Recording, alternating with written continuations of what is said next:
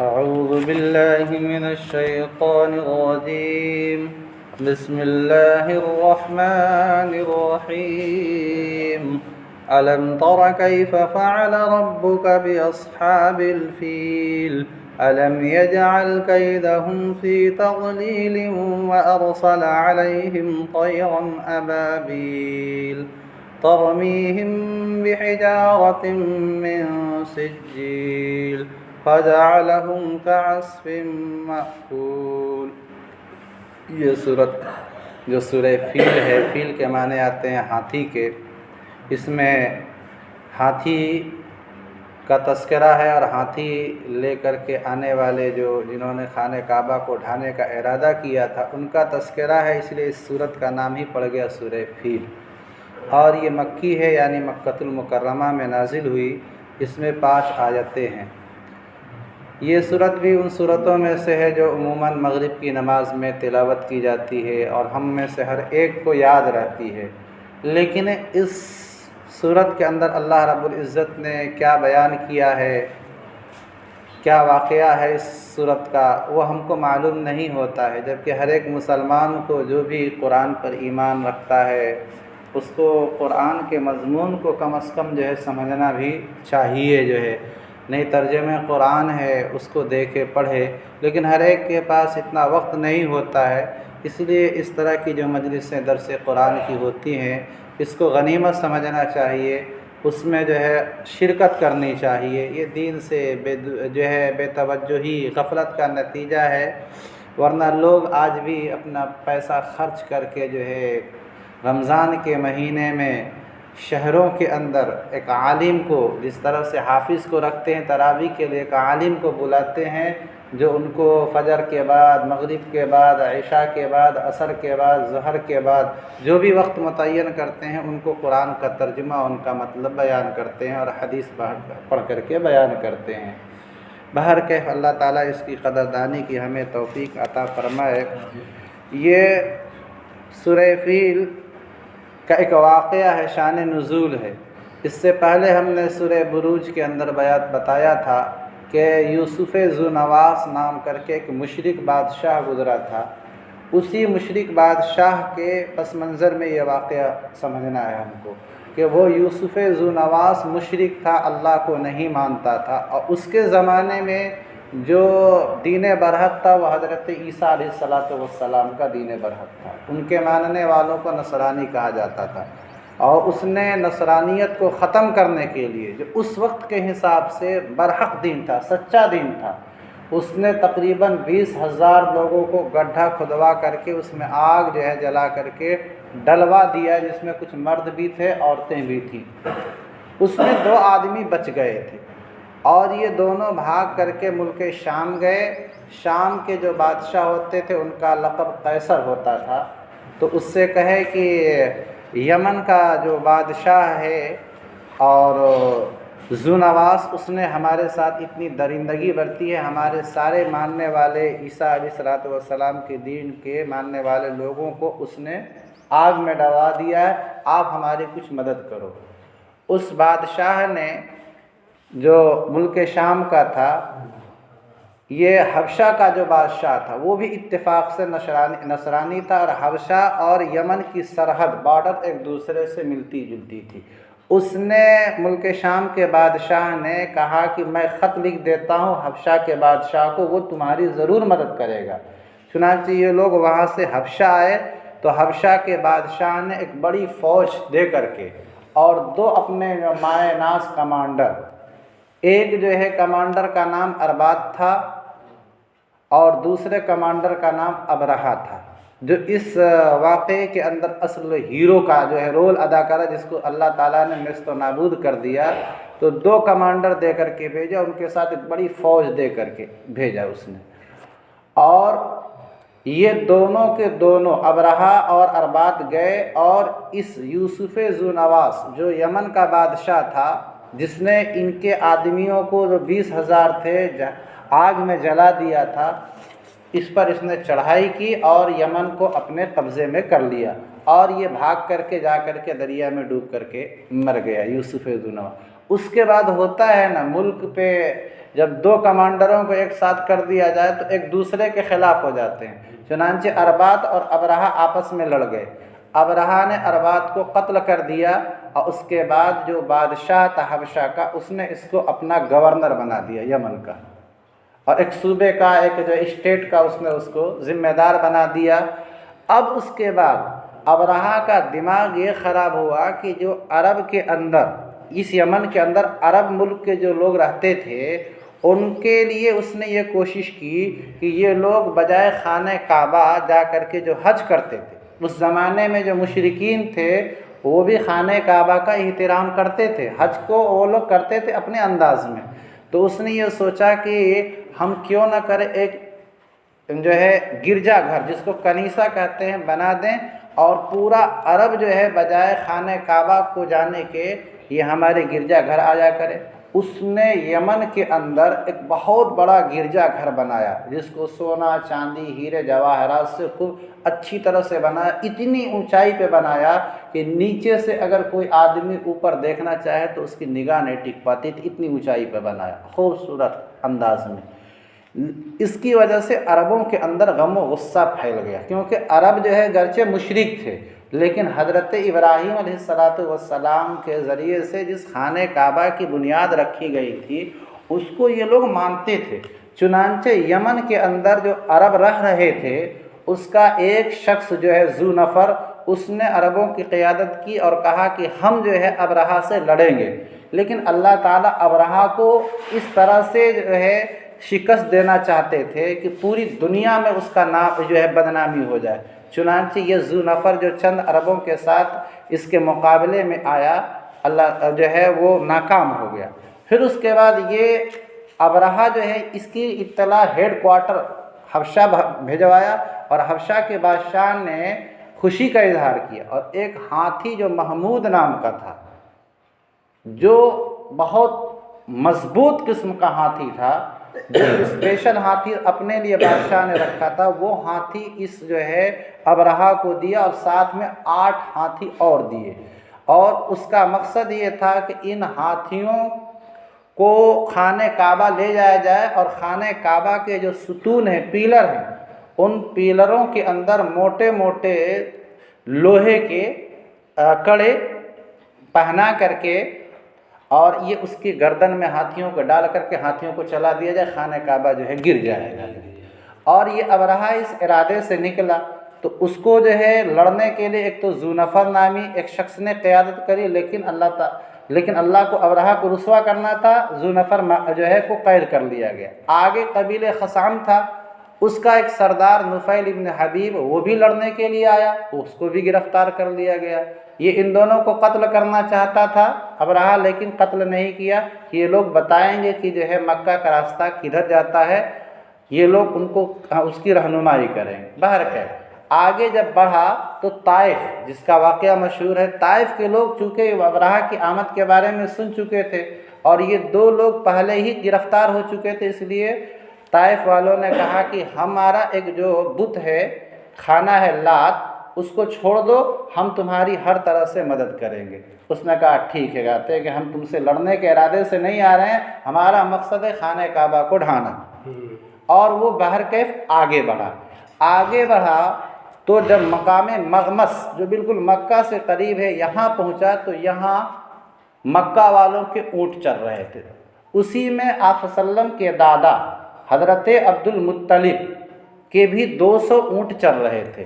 اس نے جو ہے ابرہہ نے ان سارے مکہ والوں پر خوف پیدا کرنے کے لیے ان کے اونٹوں پر قبضہ کر لیا، اور اپنا ایک جو ہے سفیر، جیسے ہر ملک کا ایک سفیر ہوتا ہے، ترجمان ہوتا ہے، امبیسیڈر جس کو بولتے ہیں انگریزی میں، ٹرانسلیٹر، تو اس نے اپنا جو ہے ایک اپنا ترجمان بھیجا، اور جا کر کے مکہ والوں کو اس نے بتایا کہ ابرہہ اس مقصد سے آیا ہے، تم لوگوں سے لڑائی مقصد نے، خانہ کعبہ کو ڈھانے کے لیے آیا ہے۔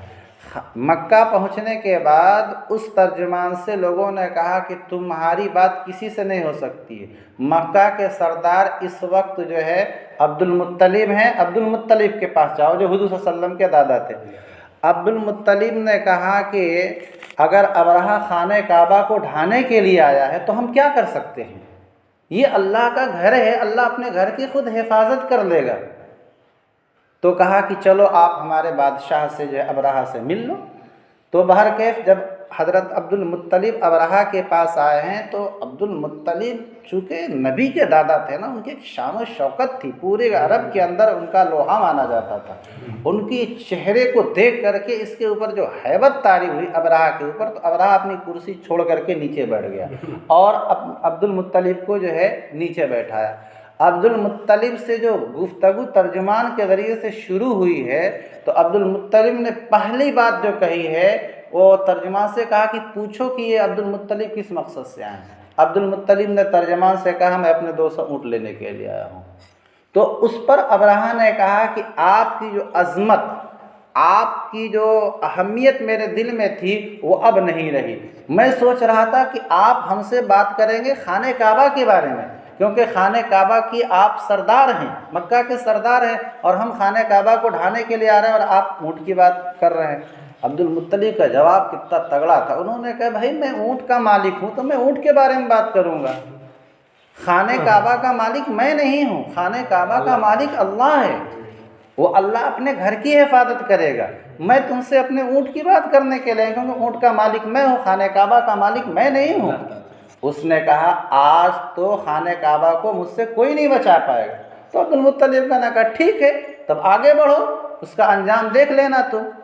اس کے بعد عبد المطلب اپنے 200 اونٹوں کو لے کر کے آئے اور آ کر کے خانہ کعبہ کی جو دروازہ ہے اس کی کڑی پکڑ کر کے خوب روئے اور اللہ سے دعا کیے کہ اے اللہ ہم بے بس ہیں، کمزور ہیں، ہم تیرے گھر کی حفاظت نہیں کر سکتے ہیں۔ اور سارے مکہ والوں نے رویا، اور اس کے بعد یہ لوگ پہاڑ کے اوپر چڑھ گئے اپنے اپنے جو ہے جانوروں کو لے کر کے، کیونکہ ابرہہ ایک سنکی مزاج کا آدمی تھا، وہ آیا تھا ڈھانے کے لیے، اور جب یہاں سے مغمس سے اس اونٹ کو جو محمود نام کا خطرناک اونٹ، یہ اونٹ کہہ رہا ہوں ہاتھی، اس کو اٹھایا گیا۔ نفیل جو ہے جو مشرک تھا لیکن خانہ کعبہ کی عظمت اس کے دل میں تھی، اس نے کان میں جا کر کے ہاتھی سے کہا کہ خیریت چاہتے ہو تو جہاں سے آئے ہو ادھر ہی لوٹ جاؤ۔ اس کے بعد اس ہاتھی کو بہت مارا گیا، لیکن وہ ہاتھی خانہ کعبہ کی طرف بڑھنے کے لیے تیار نہیں ہو گیا۔ اس کو پیچھے لوٹایا جاتا تھا ملک شام کی طرف تو بھاگنے لگتا تھا، دائیں بھگایا جاتا تو دائیں بھاگنے لگتا، بائیں بھگایا جاتا تو بائیں لیکن جب اس کو خانہ کعبہ کی طرف ہکایا جاتا تو پھر بیٹھ جاتا وہ۔ یہی پہلا معجزہ تھا کہ خانہ کعبہ اللہ کا گھر ہے اور اس کو ڈھانے کے لیے جو بڑھے گا۔ خیر اس محمود نامی اونٹ کو چھوڑ کر کے وہ لوگ آگے، اور ہاتھی کو چھوڑ کر اور ہاتھیوں کو آگے لے کر کے بڑھے۔ اللہ تعالیٰ نے دوسرا معجزہ یہ دکھایا کہ سمندر کے راستے سے اللہ تعالیٰ نے چھوٹے چھوٹے پرندے جن کا جسم جو ہے کبوتر سے چھوٹا تھا، وہ ابابیل نام کا جو پرندہ، وہ پرندہ نہیں، اس پرندے ابابیل کا معنی جھنڈ، جھکے جھنڈ پرندے، اللہ تعالیٰ نے وہ پرندے بھیجے، ان کے پرندوں کے جو پر تھے وہ سرخ تھے۔ اللہ تعالیٰ نے ان پرندوں کو 3 چھوٹی چھوٹی کنکریاں جو چنے کے بقد تھیں، ایک چونچ میں اور 2 ان کے پروں میں تھی، اور اللہ تعالیٰ نے اس کے اندر اتنی تاثیر رکھی تھی کہ وہ گولی اور بارود سے بھی زیادہ اثر انداز ہوتی تھی، اور وہ جس جو ہے فوجی کے سر پر پڑ جائے اس کے بدن کو چھلنی کر کے رکھ دیتی تھی۔ چنانچہ وہ پرندوں نے کنکریاں برسائیں اور اکثر تو مارے گئے، کچھ بھاگے تو راستے میں تڑپ تڑپ کر کے مر گئے۔ یہ ابرہہ جو تھا، ابرہہ کا حال یہ ہوا کہ اللہ کو اس کو پوری دنیا کو دکھانا تھا، یہ مرا نہیں، البتہ جو ہے اس کو بھی کنکر لگا، یہ اس کا پورا جسم سڑ گیا اور بہہ بہہ کر کے گرنے لگا۔ اس کو یمن لایا گیا، یمن میں آ کر کے اس نے جو ہے دم توڑ دیا۔ تو حضرت عائشہ رضی اللہ تعالیٰ عنہ فرماتی ہیں یہ حضور صلی اللہ علیہ وسلم جس سال دنیا میں تشریف لا اسی سال کا یہ واقعہ ہے۔ حضرت عائشہ اور ان کی بڑی بہن حضرت اسما کہتی ہیں کہ ایک اونٹ اس میں سے رہ گیا، ایک جو ہے ہاتھی رہ گیا تھا، اور اس ہاتھی کو ایک ہاتھی نہیں، وہ محمود نامی ہاتھی تو آگے بڑھا نہیں، تو محمود نامی ہاتھی کو جو چلانے کے لیے دو چلانے والے تھے اس کے، وہ دونوں اندھے ہو کر کے بھیک مانگتے تھے مکہ کی گلیوں کے اندر۔ حضرت عائشہ اور حضرت اسماء رضی اللہ تعالیٰ عنہ فرماتی ہیں کہ ہم نے اپنے آنکھوں سے ان کو دیکھا بھیک مانگتے ہوئے جو ہے باہر کے۔ اس واقعے کو اللہ تعالیٰ بتا کر کے کیا بتانا چاہتے ہیں؟ مکہ والوں کو یہ بتانا چاہتے ہیں کہ محمد کے آنے سے پہلے خانہ کعبہ کو ڈھانے والے ابرہہ کے ہم نے ارادے کو باطل کر دیا۔ اچھا ایک چیز بیچ میں چھوٹ گئی کہ ابرہہ آخر خانہ کعبہ کو ڈھانے کا پلان کیوں بنایا؟ ذہن سے ایک واقعہ نکل گیا۔ وہ اصل میں ابرہہ نے جو کنیسہ بنایا تھا، اہل عرب میں سے ایک شخص نے جو ہے اس کو غصہ آیا، اس میں جا کر کے گندگی کر دی اس نے۔ اور بعض روایات میں آتا ہے کہ ایک عرب کا قبیلہ وہاں پر ٹھہرا تھا اس گرجا گھر کے پاس، اور رات میں انہوں نے اپنے حفاظت کے لیے آگ جلایا، اور آندھی چلی اور آندھی جو ہے سے وہ آگ اڑ کر کے اس کنیسہ میں گئی اور کنیسے کو جلا کر کے راکھ کر دیا۔ ہو سکتا ہے کہ دونوں واقعہ صحیح ہو۔ اس پر اس کا غصہ بھڑکا تھا اور اس نے کہا تھا کہ اب میں خانہ کعبہ کو ویران کر دوں گا، برباد کر دوں گا۔ اللہ تعالیٰ نے اس کے بعد اس کا یہ حشر کیا، اور اللہ تعالیٰ نے یہ واقعہ بیان کر کے یہ سمجھانے کی کوشش کی ہے کہ جو بھی ہمارے احکامات کی خلاف ورزی کرے گا، چاہے وہ مومن ہی کیوں نہ ہو، کوئی ضروری نہیں ہے کہ وہ مشرک ہو، اگر مسلمان ہے وہ اللہ کے حکم کو پامال کر رہا ہے، ایک تو نماز نہیں پڑھ رہا ہے، چلو وہ ایک الگ گناہ ہے، لیکن ایک آدمی نماز پڑھ رہا ہے اس کو نماز پڑھنے سے روک رہا ہے، ایک آدمی زکوٰۃ دے رہا ہے اس کو زکوٰۃ دینے سے روک رہا ہے۔ ارے بھائی تو نماز نہیں پڑھا تو خود گناہ کر رہا ہے، دوسرے ایک آدمی نماز پڑھا اس کو بھی نماز پڑھنے سے روک رہا ہے۔ تو اللہ تعالیٰ جو ہے دنیا میں ایسے لوگوں کا عبرتناک انجام جو ہے آتا ہے کہ ایسے ہی جیسے کہ ابرہہ کے ساتھ کیا اس کے ساتھ آنے والوں کا ویسا کر دیتے ہیں۔ ترجمہ دیکھیے، الم تر کیف فعل ربک باصحاب الفیل، اے محمد کیا تم نے نہیں دیکھا کیسا کیا تیرے پروردگار نے ہاتھی والوں کے ساتھ؟ محمد کا تو اس وقت وجود ہی نہیں ہوا تھا، لیکن یہ واقعہ جو ہے بالکل آپ صلی اللہ علیہ وسلم کی پیدائش کے سال میں ہوا ہے، اور اس کے چشمدید گواہ خود ان کی بیوی حضرت عائشہ اور جو ان کی سالی حضرت اسماء تھیں۔ تو یہ گویا کہ ایسا ہے یہ واقعہ جو بیتا ہوا کہ ہم نے اپنے آنکھوں سے دیکھا ہے۔ جیسے 10 سال پہلے ہماری ولادت سے، آپ کی ولادت سے پہلے کوئی واقعہ ہوتا ہے، اور وہ ایسا واقعہ ہوتا ہے کہ سب کوئی جانتا ہے، تو کہ آپ نے نہیں دیکھا، بھئی ہم پیدا ہی نہیں ہوتے دیکھے کہاں، لیکن ایک واقعہ ہو چکا ہوتا ہے۔ تو قرآن کا انداز یہ ہے کہ کیا آپ نے نہیں دیکھا، یہ واقعے کی اہمیت اور عظمت کو بتانے کے لیے قرآن کا یہ انداز استفہام سوال والا ہوتا ہے۔ کیا آپ نے اے محمد نہیں دیکھا کیسا کیا پروردگار نے ہاتھی والوں کے ساتھ؟ پھر کیسا کیا اللہ تعالیٰ نے بتایا کہ ہم نے ایسا کیا۔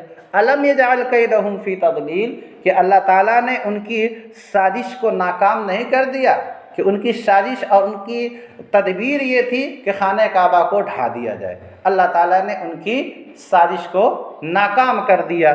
وَأَرْسَلَ عَلَيْهِمْ طَيْرًا أَبَابِيلَ، اور اللہ تعالیٰ نے ان کے اوپر پرندوں کے غول جھنڈ کے جھنڈ پرندے جو کبوتر سے چھوٹے تھے، اور ایک کنکری ان کے چونچ میں اور 2 کنکریاں ان کے پروں میں تھی، اور وہ اللہ کی طرف سے برساتے تھے تو گولی اور بارود سے بھی زیادہ ان کا اثر ہوتا تھا۔ اور اللہ تعالیٰ نے ان ہاتھی والوں پر غول جھنڈ کے جھنڈ پرندے بھیجے، ترمیہم بحجارۃ من سجیل، جو پرندے ان کے جسم کے اوپر پتھر کی کنکریاں، ایک ہوتی ہے کنکری معمولی، لیکن پتھر کا مطلب یہ ہے کہ کچی مٹی کو آپ آگ میں پکا دو، آگ میں پکانے کے بعد وہ جو ہے سخت ہو جاتی ہے، اسی کو سجیل کہا جاتا ہے۔ اللہ تعالیٰ نے فرمایا کہ ان کے اوپر وہ پرندے پتھر کی کنکریاں برسا، کیونکہ وہ مٹی کو جب آگ میں پکا دیا گیا تو وہ پتھر ہو گئے اور چھوٹے چھوٹے چنے کے بقدر تھے، لیکن میں نے بتایا کہ اللہ کے حکم سے ہو رہا تھا، لہذا وہ گولی اور بارود سے بھی زیادہ اثر انداز تھے۔ فَجَعَلَهُمْ كَعَصْفٍ مَأْكُولٍ، اللہ تعالیٰ نے کہا کہ اس کا انجام یہ ہوا کہ اللہ تعالیٰ نے ان کو अस्फ कहते हैं भूसा को। भूसे की क्या हैसियत होती है, वो उड़ जाता है। अब माकूल खाया हुआ भूसा को अगर खा लिया जाए तो और टुकड़ा टुकड़ा हो जाता है। अल्लाह ताला ने बताया कि हमने उनको ऐसा कर दिया जैसा खाया हुआ भूसा, कि अब उनका वजूद तक नहीं रहता। अल्लाह ताला ने उनको इस तरह से नेस्तो नाबूद कर दिया। अल्लाह ताला जो है इस सूरत को और इसके पहले जो सूरतें आपके सामने उनका तर्जमा पेश किया गया है, इंशाअल्लाह जब तक रहूँगा मैं तब तक छोटी छोटी आयतों का तर्जमा, उनका मतलब बयान करता रहूँगा, उसको समझ करके उस पर अमल करने की। और साथ साथ जो है कहते हैं कि हम लोग जिस तरह से कुरान पढ़ते हैं अपने घर के अंदर जो है एक तर्जमे कुरान जो है रखें और उस तर्जमे कुरान को जो है समझें। और ये है कि आप में से हर एक तर्जमे कुरान को समझने का अहल नहीं होता है। बहुत सी चीज़ें ऐसी होती है कि उसका ज़ाहिर कुछ होता है, माना हकीकत में कुछ और होता है। तो आलिम से कांटेक्ट में रहें कि इसका क्या मतलब है जो है जो कुरान में कहा गया है। इस तरह से इंशाअल्लाह दिन ब दिन आपके इल्म में इजाफा होते रहेगा। आप हकीकत में कुरान से मोहब्बत करने वाले, नबी से मोहब्बत करने वाले और अपने दीन से मोहब्बत करने वाले बन जाएंगे। दुआ पढ़ा दो बेटा। सुभान अल्लाह, सुभान अल्लाह, सुभान अल्लाह,